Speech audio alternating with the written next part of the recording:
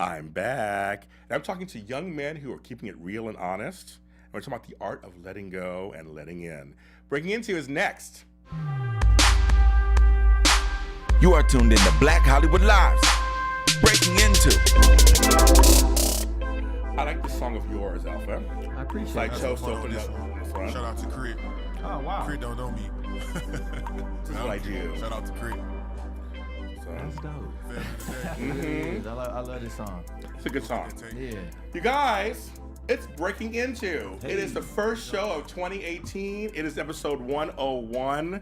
Yes, I'm still on the high of my last show, my 100th show, my 2-year anniversary show.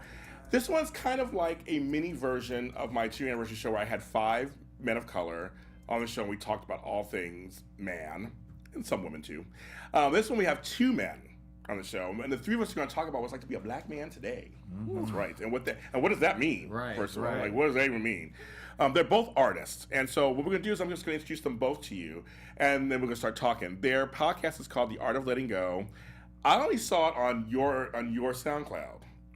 Where else can they find? I don't know where else can they find it. So it's on iTunes, and we just created a SoundCloud for the actual podcast. Yeah. Okay, because I'll tell you to say what I did. But here are my guests today. Alpha sitting at the far left from me, and then Mike Brown sitting next to me. How are you guys? Doing great. Awesome. Like, Happy love to the be beard. here. Thank you, sir. I'm trying to do. I see it. It's coming. It's gray. Is what it is. That's the problem. It's gray. 'Cause I'm old. No, this is okay. And anyway, we're on iTunes. We're on SoundCloud. I'm on Facebook also, Facebook page, and we're also on YouTube under Breaking Into Black Hollywood Live. You can find all the episodes there. All 100 episodes are there, and this one will be on there too. I had told him your podcast. I binge listened like the first 4 episodes. Okay. Completely in love with it. Cool. Was shocked by it.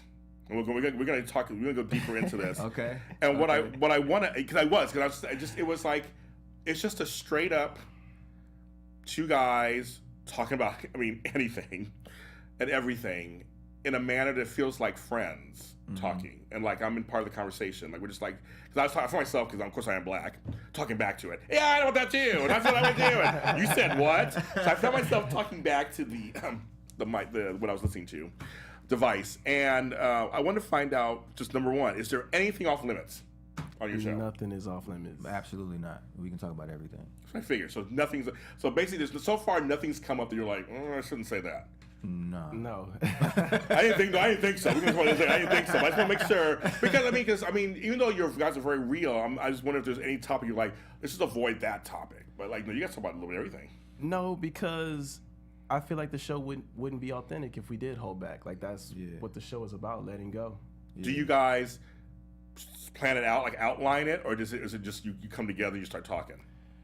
Sometimes we have ideas, and then sometimes we come up with it on the spot. A lot of times it really just comes from us having conversations. Yeah. We just start talking and we press the button and let it go. Okay, I like that. Mm-hmm. How do you guys meet? We actually we went to college together. We went to Xavier University. Hey, of Louisiana shout out, house. Shout out XU. Hey. Yeah. When we went to Xavier together, we had mutual friends, and we got closer actually after college. We started getting up just to talk about music and life, and we were like, well, let's just do this now, art of letting go. Because like I said, I played a piece of you do production, you do music, and you do music too. Yes. Also. Yes. So that was kind of the connection, was like this kind of music ability, kind of recording music, poetry, whatever, artistry kind of came together. Yeah, I feel like the connection came before that. Like, we've always kind of been connected just through going to school together and stuff, but just hanging out, like we had to reconnect in order to get here. Yeah. How important is education? Extremely important. Somewhat important to me. I think, but I don't think it's just in the general sense of just going to college and getting that education there. I think educating yourself all the way around, like the art of letting go is educating yourself about yourself. You know what I'm saying? So just talking to people and getting to know different cultures and genres of different things. I think education is extremely important to me, not just in the general sense of learning, but learning any way that you can. I like that. Yeah. And for you, like, how was it for you? Does anything that your college experience feed into your art today? Maybe that I explore more. College definitely made me explore just who I am. When I went into college, I guess I was more quiet, and I built a person that I wanted to be, and building that person, I had to tear that person down to become who I am today. So yeah. What's amazing to me, and I actually wrote this part down. I was like, okay, I'm an older black man, and I always worry about the next generations on some level. I mean, I do this program, I do spoken word stuff, I record, and I do all this stuff, but I always wonder what the next generations are going to do that will kind of continue the fight, because we ain't done yet. There's a lot more work to be done, and listening to you guys gave me a little bit of hope again. Oh Wow, thank you. I appreciate That that. these are two dudes who are that are different generation than I am, who are actually saying something that's meaningful, that can be helpful to somebody else. That's amazing to hear, because it didn't even start that way. It started off with us just, with us just talking. Like, it was really about, let's explore some things and let's record it and see what happens. So that's awesome to hear that type of feedback. No, seriously. No, seriously, because I feel like there's a lot of things out there that are just out there for out their sake. And no offense to anybody. I mean, everything can be art, I guess, or whatever. But for this kind of podcast, to me, it just stood out because I don't hear younger black men talking about all kinds of issues in a way that's relatable. Like, I feel like anybody can listen to you. I think any race can listen to you guys. Any young man or woman should listen to your podcast. They can probably get something out of it. Absolutely. You know, because it's so. I think we need more of that, especially in the podcast world. We need more people of your generation saying things that actually maybe inspire something. That's Absolutely. Yeah. And I feel like that comes from just being open. It took a lot to get here. I started going to therapy maybe like 4 years ago, and I stopped in November. And when I stopped, I felt like I still needed an outlet, and I was having conversations with friends. It was like, why not record them? So, but that's the thing. Just one thing to talk about with your friends in private over drinks or card game, but to actually record it. Yeah. Wait, do you ever get anxiety like before you put it out and go? It's like you're giving birth to something every time. I mean, I honestly don't listen back. I listen back the first time that we play it. We do it just to make sure the levels and everything is fine. But after that, I don't listen to it anymore. It's out now. Like I literally let it go, and so I don't revisit it. I don't listen to it again. If somebody asks me something about it, then we can have a conversation from that standpoint. But I just don't go back to it. It really is me just getting it off, and I kind of moving on from there. And then for you, because you said you did therapy, you talk. This is working out for you, then. So this is continued therapy. Okay. I was paying someone to listen to me, and now I have however many people listen to this podcast to listen to the same conversations that I was having. Now we have people watching the show right now because it's live, and we have a couple of comments. Somebody with your last name, Zenobia Brown, That's my mother. says, awesome. Mom was listening as well to support you. Hi, Mom. I was like, this last name sounds familiar, I guess. I like that. And Thank you for listening. Jazz Walker, I listened to the podcast, and it definitely resonates with me because it's authentic. I dig it. I love you, Jasmine. Thank you. That's good. I mean, it really is. I mean, because you guys talk about relationships. You talk about yourselves and your parts of relationships. Like, I mean, like in a way that even I feel uncomfortable a little bit listening to it. Like, I was like, am I intruding? Like, why am I listening to this conversation? Like, especially you.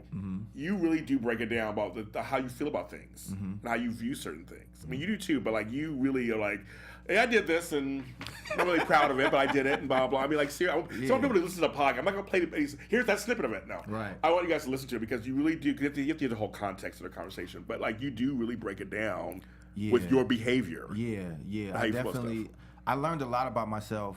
I've worked in the mental health field pretty much since I've been out of school, out of college, and it taught me a lot about myself and my behaviors. And then when I met my wife, I realized a lot of my actions toward women were like, I was like, oh, I didn't know that was so terrible. You know what I'm saying? But she had to tell me, like, women don't always like that. Like, I was a very touchy guy. I would, you know what I'm saying? Like, I was like, oh, like, women like when I touch them. I was that kind of person, you know?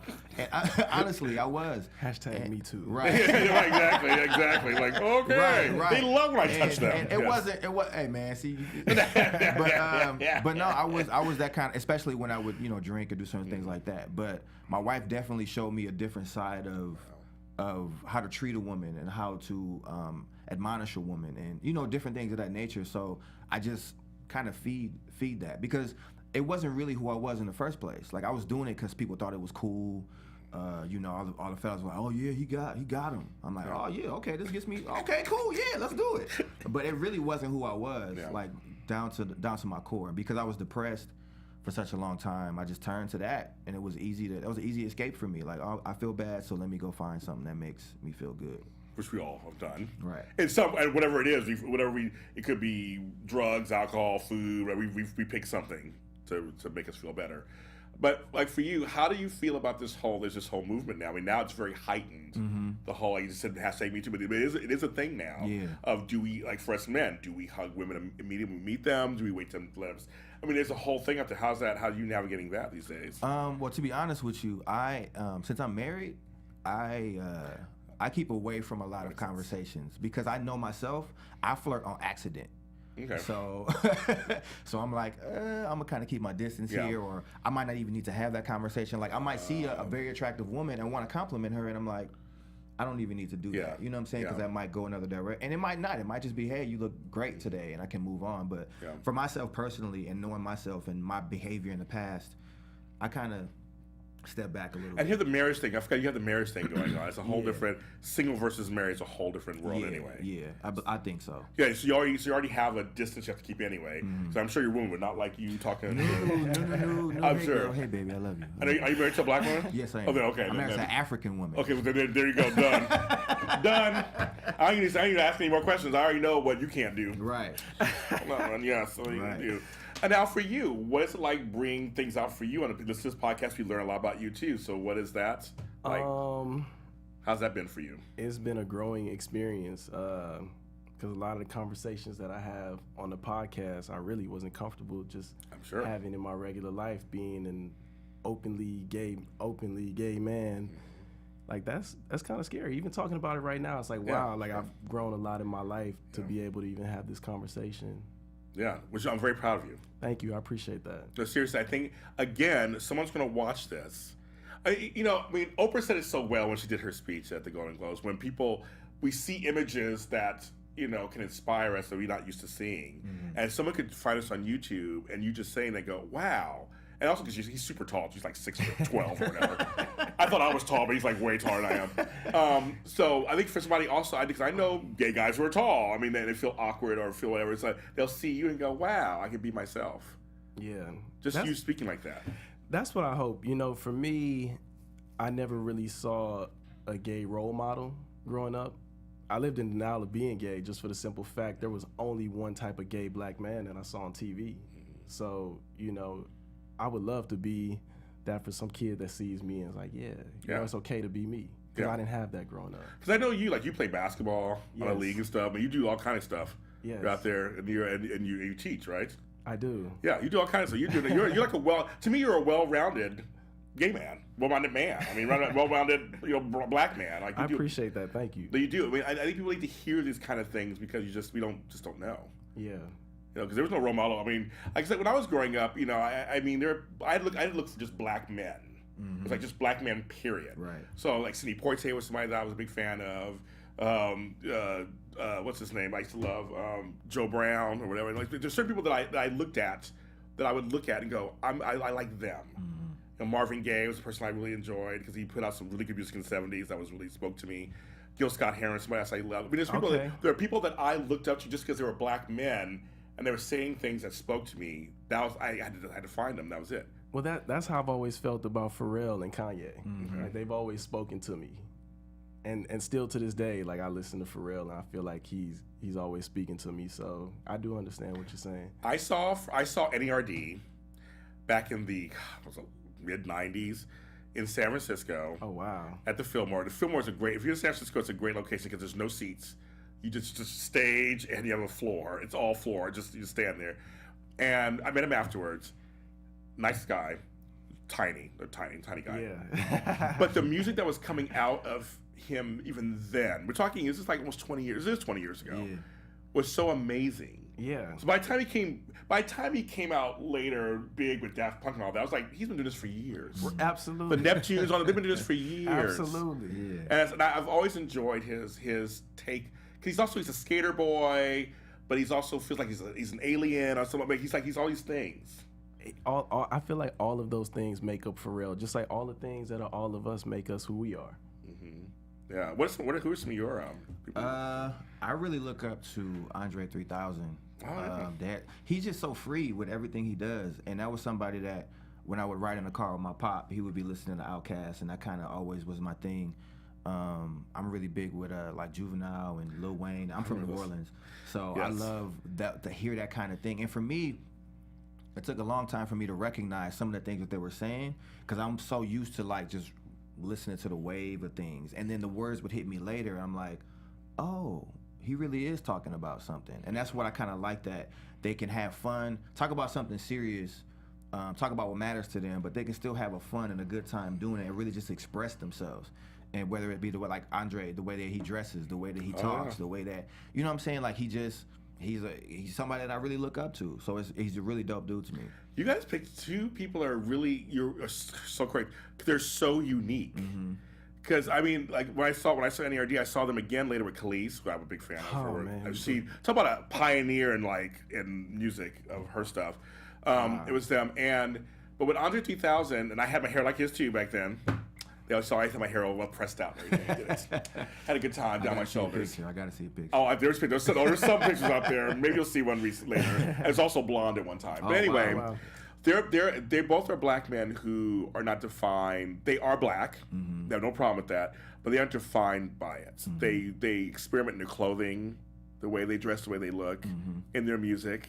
Because like talking about Outkast, you both just picked two groups that are so diverse in what they do within their own groups. Outkast and just the Neptunes, Pharrell, everybody he works with. He's with everybody with, from Gwen Stefani to Snoop Dogg to Daft Punk. I mean, like he's old dirty bastard. right. I mean, yeah, it's like, you're talking like people who, but yeah, I mean, it's just amazing. And that whole album where it was Under 2000 on one, basically, and Big Boy on the other. I mean, it's amazing work. I mean, you talk about amazing work. It really was, and that's what we were just talking about this on a podcast actually, talking about letting go of labels. And I know I'm a black man. I know that I'm married. I know that I'm a Christian. I know all of these things, but I don't want to live in any certain box. Like I just want to be free and be myself all the time. It's so funny because him and I were talking last week, and he was like, "Man, like." I used to look at you like you were a certain kind of way, like you was just smooth, kind of, but you really kind of corny. And I was like, yeah, I really am. But it's okay. You But know it's what I'm okay. saying? But Like, it's okay. yeah, it is Yeah. okay because that's what makes me me. You know what I'm saying? It makes me funny. It makes me. I just like to have a good time, and I don't care. I used to really care about who saw me doing me, Or who we saw all me did. being myself, and now I'm at the point where I have to be me or I can't survive. You know what I'm saying? I could be a strong black man, I can be a married man, but I could also have a great time and not care about who's looking. I can dance. I can even we went to the NERD show at Complex Con. Oh, yes. And I was in there cutting. Yeah. I was in there cutting up. I was dancing my life Yes, away. yeah. I loved it. You know what I'm Yeah. saying? And so that's just where I'm at now. And I think that the art of letting go really pushes forward with that. Like it helps me let go of that so I can just be myself. It's a reminder, really. Well, I want to say, okay, well, first of all, Ray G, hello. Thanks for watching. You say hi to Black Hollywood Live. Hey. I had to let go too. It's really funny because I came from a time period where the 80s were kind of recessive. We had Star Wars and Reagan and everything, and AIDS was happening. It was very much like you got to be a certain way. I grew up in South Central Los Angeles, so there was certain things I couldn't be, and I was very much the Bloods and the Crips and this and that. It was very much all that. And I had to let go when I moved somewhere. I left LA and I moved somewhere else, and that's when I was able to let go and start to say, I'm gonna define what a man is. You're not gonna define it for me. If I want to have long blonde hair down my ass, Right. I'm gonna have it. Right. And I'm still a man. Yeah. 'Cause I will pull a hair in a ponytail and kick your ass with no shame. Right. Or talk to you like a man could talk to you with this long blonde hair. Like Absolutely. I seriously had to really let go of that because for me I didn't have a great father or anything like that. So I had to learn it from what I saw and older siblings and your environment. You had to I had to look around for that. Yeah. So I don't know. I mean, how was your relationship with men in terms of growing up for yourself? You guys have fathers, grandfathers. I mean, was there anything in your life? So I grew up with the father, and I love my dad to death, but he was taught wrong. There you go. You know what I mean? That generation. And his generations of passing on to me, like to him being a man was being able to fix a tire or, you know, put a bookshelf together. And I'm thankful for that because all the stuff that I bought from IKEA, I put together myself. So thank you, Daddy, for that. But, you know, for me, it left me confused about a lot of things, you know, especially when I came out, I had to, I guess, learn for myself what a man was, you know, and learn that it's really being responsible of your own life because, I don't know. Like a lot of that stuff just really is really negative, you know. That's true, and they think they're being helpful to you. Yeah. Because they're coming from their own experience, which is all they know. Yeah. And we're actually having to show them, absolutely, in a way too, kind of reinvent for them what they think a man is. Yeah. I'm sure. And you were gonna say for you? For me, I was raised by my stepfather. Okay. But I grew up. It was a domestic violence kind of situation. So I witnessed a lot of things when I was growing up. And that was another reason I didn't really know how to treat a woman. Yeah, sure. And to this day, like we've had conversations. We've been able to grow from that point. Like we talked it out. We even now, like he used to record music when I was a kid, and I would go to the studio. Oh wow! And so now I have a studio in Long Beach, and he comes to the studio, and we record and we do stuff. And so we're rebuilding, like rekindling this bond that we kind of missed out on because when I was young, like I got to a point where I felt like I was a kid and I couldn't defend my mom. Like I couldn't defend her. And so it hurt me, and I didn't really know how to have a relationship with him following that, you know? Right, how do you? Right, and so now we're kind of like, we talk things through, and he shared with me his side of the story. Even with my mother, I've talked to her about things. So really just opening that door to talk to my parents about certain stuff, because I didn't really have, in my eyes, looking back, a father. Like I used to praise that man when I was a kid, you know? And as I got older, I started to see some of the flaws, and I was like, oh. Yes. Oh. Well, you see him as people. Yeah, definitely. And that's not what I saw him as before. And now that I see him as a person, and he can respect me as a man too, it makes the conversation a lot easier to have. And because I'm so willing to be myself, I don't like if I say something that's gonna make him mad, then you have to let's talk about it. Then, right. You know what I'm saying? And so that's kind of where it is with us. But we're good now. Like we're definitely good, and we're rebuilding that relationship with each other. See, that's the thing. It can happen. Yeah. Well, it won't happen for me. I've tried, but it can happen. And I feel like all of us, we had to let go of looking at them on a pedestal on some level. Absolutely. And looking at them as men, as also fellow black men. Looking at them going, they have flaws too, and they have things that go on just like I do. And now we're adults. So it's almost even playing field. And kind of going back to what you were asking about college, I think going to school did help me in that way of I had to become a man real fast, and I was around other men that were becoming men at the same time as me. So, you know, I don't know if my dad, I can't speak for you guys, but my dad didn't really get those experiences because he just jumped in the military. And, you know, that's still pumping that toxic masculinity into you. So, you know, I was around all kinds of men in college and learning from all types of people. And that's real. That's a good thing about college. And you went to a Southern college, I think Xavier, so I'm sure. Yeah, and I was saying that's you. Are you really glad you did that? You went to a black college. Absolutely. I'm so happy that I did that. It really changed because I grew up in New Orleans, but I moved back and forth a lot because it was just a lot of moving back and forth, to make it short. But I wanted to go back to New Orleans for college because I just missed home.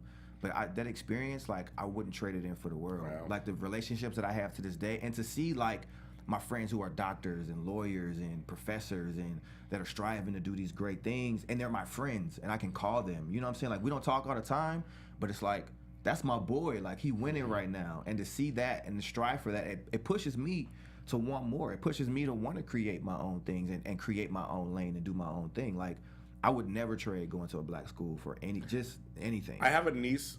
She's the first niece in my family to go to. She went to Hampton College in Virginia. I mean, I can see she's graduated since. Now she's at USC, but I'm seeing she's still so connected to Hampton. Her friend, I see her Snapchats or everything. She's so going back there for certain events. Like she's so connected. I thought that's really interesting because I went to just a regular college. I mean, like so I didn't have that experience. Xavier made me comfortable with being black. Oh, interesting. Okay. And I say that because I grew up in the suburbs. Okay. So growing up in the suburbs where we're the minority, it's almost like black people have to prove who's the blackest. Yes, you know that one. And going to an HBCU where we're all black, nobody cared how you acted or what classes you were taking. It just was, we were black. Yeah. I had that experience when I went to the Caribbean. So I'll tell you. And Ray G says, understands where you guys are coming from. I've been to 13 islands in the Caribbean. When I went to the West Indies, that was the first time I felt, wow, I'm black, I'm the majority, and it feels okay. And it not only feels okay, it feels great. Yeah. I can just walk around, and there's a million of us that look like us just walking around. Right. Like, just that alone, I'm sure it's the same being an all-black, basically all-black college. You walk around, you see you. Right. Everywhere. Everywhere. And it was funny, too, because when I moved back to L.A., I had a hard time transitioning. Like, it was difficult for me to, like, I felt like I couldn't find myself. I couldn't find my culture. I couldn't find, like, it was so uncomfortable. I think that added to, like, my depression and everything when I first moved back. I was like, I'm just not comfortable here. And going back to homecoming a couple of years ago was like a reawakening for me. Like, it was so cool. It was like an 8 or 9 year reunion. Okay. Went back, saw all of my old friends. It was just like it was yesterday. And I was like, oh, this is how I'm supposed to feel. Because LA confused me. It confused me on how I was supposed to feel and how I was supposed to be, because there's so many different sects. And until you find your spot, like, I live in Long Beach now. I'm not living nowhere else. That's my spot. You know what I'm saying? Because you got to find it. Like, it's hard in LA. It's definitely difficult. But it's just funny for me. So I lived in San Francisco for like 16 years, one of my stints of somewhere else. And all the black people were driven out. So when I got back to LA, I was like, there's brown people. So for me, it was almost the opposite. It was like, wow. Oh my goodness, it was so white in San Francisco. I'm like, you're brown, and you're brown, and you're brown, and I speak Spanish, and I speak Spanish, and I do it. Like, it was, I felt like on the way, I was like, I'm home again. Wow. And but you're right, I started to find my group, because we're so, like, I live in Inglewood, so everybody's spread out. Right. So you're right. That part I believe, but for me, it was almost like I came back to, I'm like, oh my God, there's brown people, and I didn't even know I missed it. That's funny. Didn't even realize I missed it. I got so busy working in San Francisco, I wasn't even paying attention. But when I got back, I was like, so I understand you going back to New Orleans. I understand that part where you go back and you're like, okay, with my people again. With my people. My father's from Louisiana, so so I'm in Louisiana. I know, and I love the food, of course. Of course. But I understand, and being in the South is very different. Being in the South, I mean, you guys have the experience of you lived down there because you went to school. So I mean, it's a whole different experience. I grew up in the South. I grew up in Texas. Ugh, another one. There you go. Texas, Louisiana. I love going there, visiting. I don't know if I could live there, but I love visiting. That's how I ended up here. Yeah, exactly. It's like, because it is very different than the West Coast, isn't it? I mean, it's very different out here. Absolutely. Extremely, yeah. But you're here because you want to make it on some level in the certain industry. That's why you guys are both here, you think? Or that's what brought me here, but I think what's keeping me here is, like I said, just unlocking more and more of myself. You know, I was chasing Grammys and chasing radio, and now I understand and I could create my own world. Yes, you can. And speaking of the great segue, let's play a little bit of Mike Brown. Here's a song that I like. We're going to play a little bit of that. Delicious matcha tea donut is made. Oh, I forgot this one had an ad in the front. You put an ad in front of it. Yeah. So we have to see what that. Thanks, Marissa. Sorry, I forgot about that. There was an ad in it. Live television. I love it. I totally forgot. I love it. Oh man, this is good. Here we go. Here we go.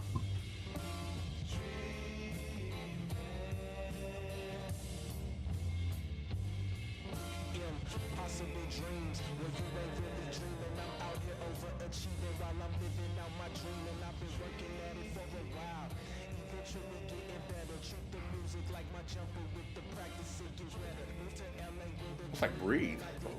Like, how do you do that? That's crazy.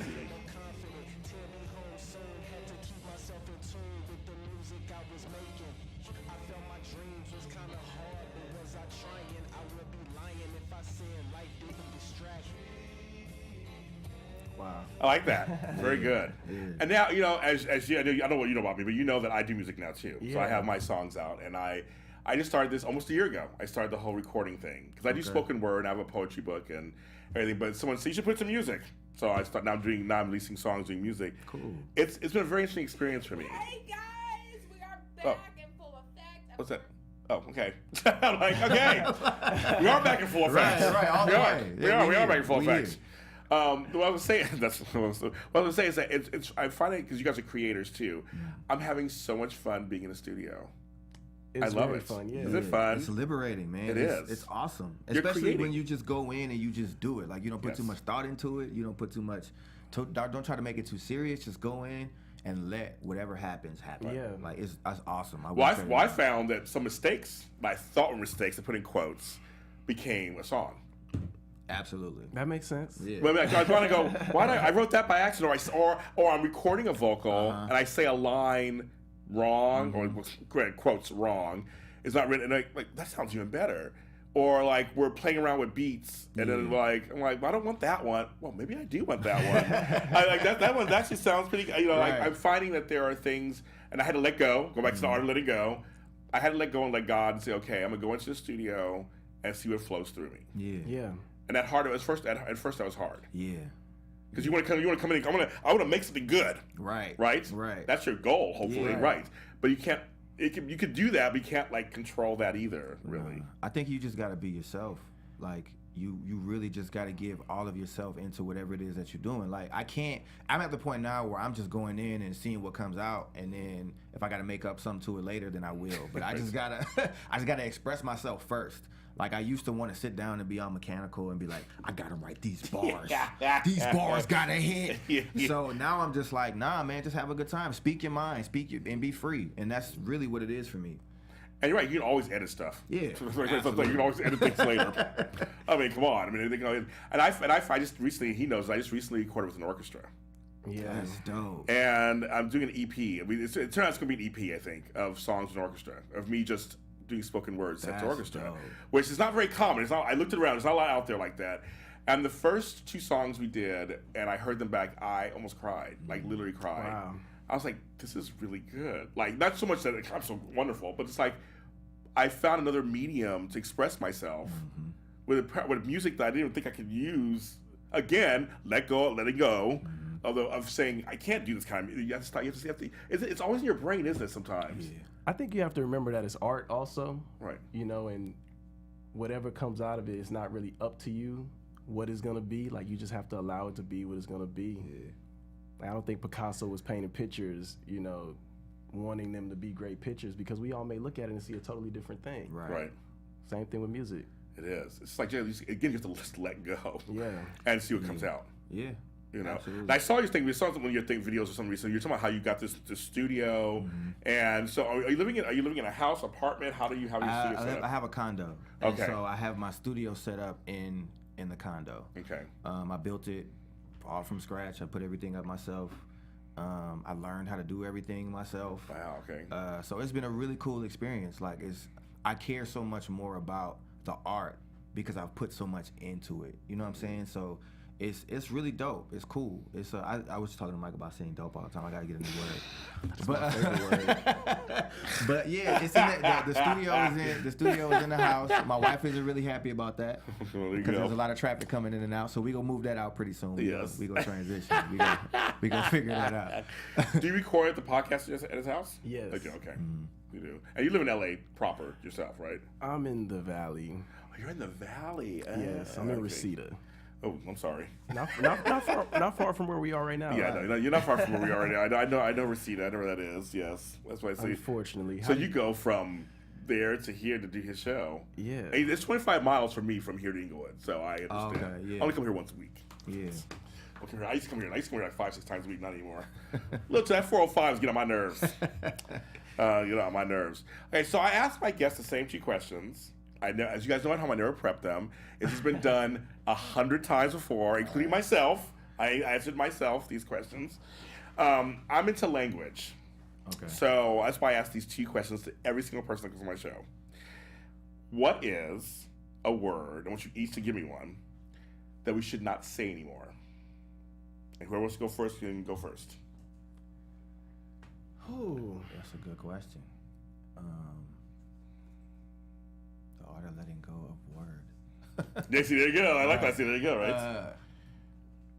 So mine is kind of like a 2-word because That's it's fine. usually used as 1 word. Okay. About to. That's the first time. I like that. It's a new one. And I say that because that one doesn't apply action.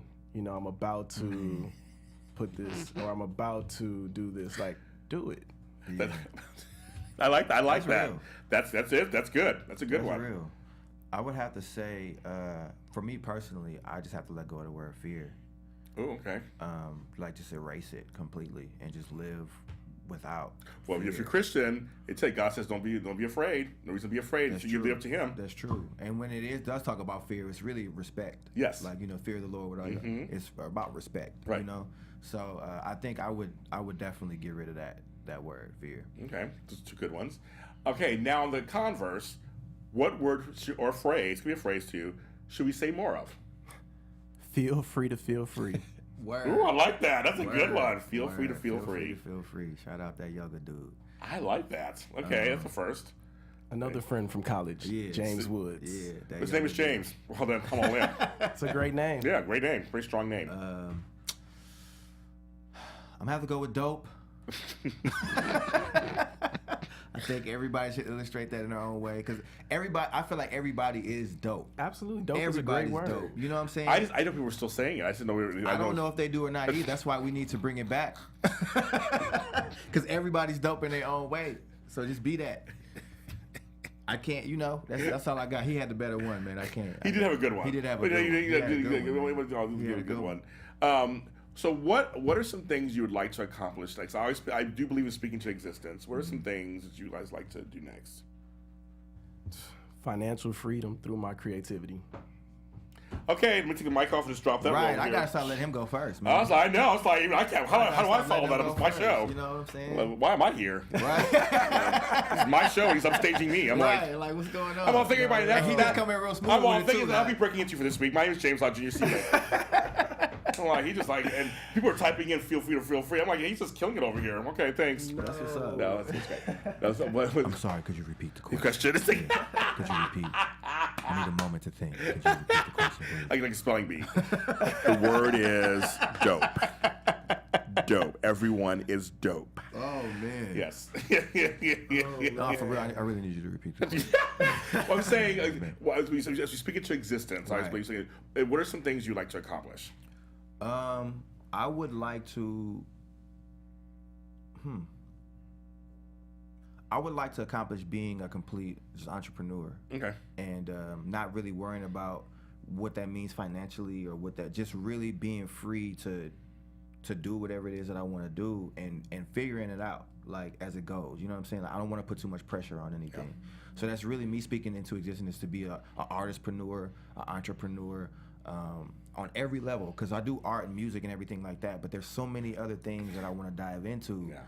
That I just haven't done yet, and so putting out my first project is going to be the first thing. So I'm putting out a project next month. Oh, okay. Yeah. Can you announce it to anybody? What is it? So the name of the project is Daydreams, and it's really everything that I've thought about when I wasn't free.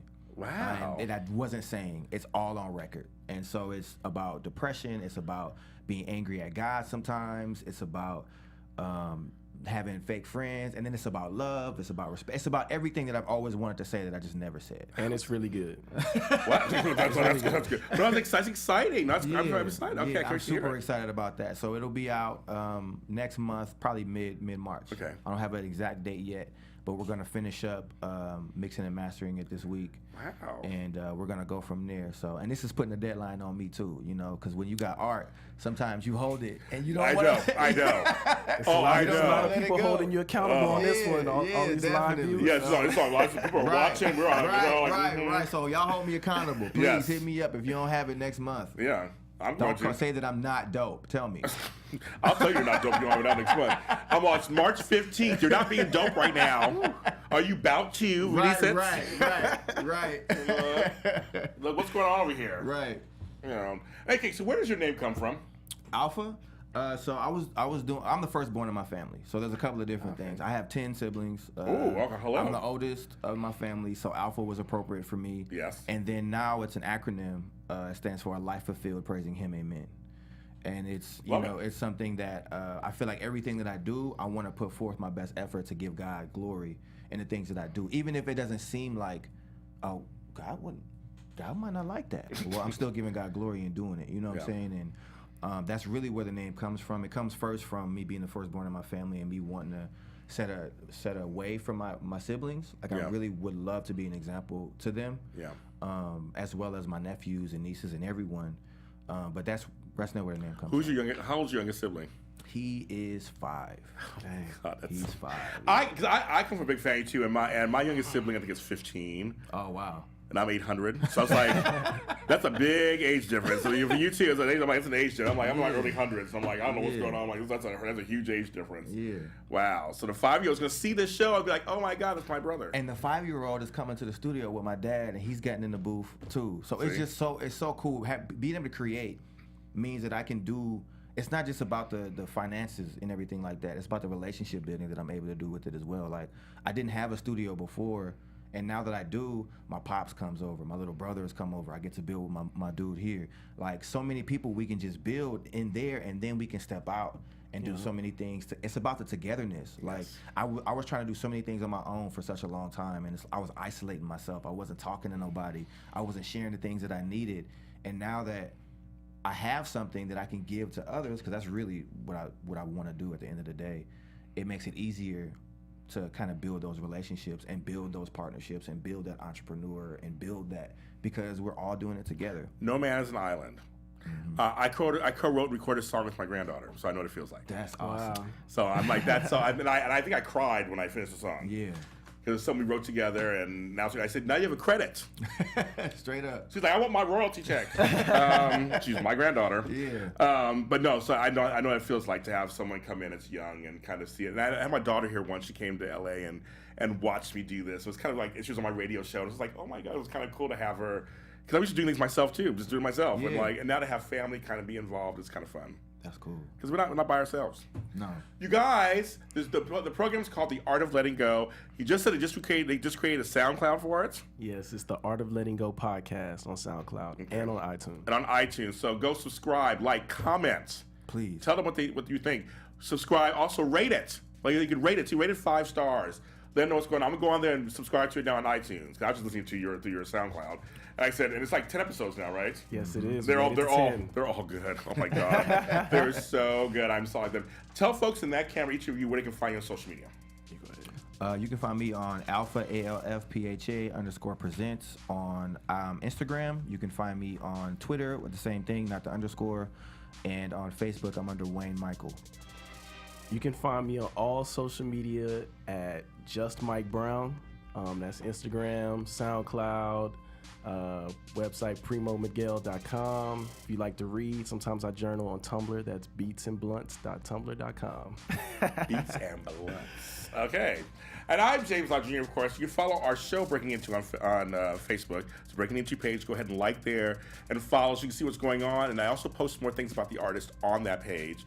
You can follow us on Black Hollywood Live on YouTube, on iTunes, on SoundCloud. We're there. This show is on there. I said again, now all 101 episodes will be on that. Wow. On that place there. And of course, my YouTube channel, which is JLJ Media. My SoundCloud page is James Lott Jr. My books are on Amazon.com. I do it all, kids. And my music's on every social media platform you can think of, from Spotify to Google Play to everything. My new song is called Lo Mismo es Lo Mismo. It's in Spanish. Hey. So my song is out there, so go ahead and check that out. I love you guys. I'll see you guys next time. From executives Keven Undergaro, Dario Kristen, Tiana Hobson, and the entire BHL staff, we would like to thank you for supporting Black Hollywood Live, the first online broadcast network dedicated to African American entertainment. For questions and comments, contact us. info@blackhollywoodlive.com. Like us on Facebook, tweet us, or Instagram us at BHL Online. And I am the official voice of Black Hollywood Live, Scipio. Instagram me at KingXOBay. Thanks for tuning in.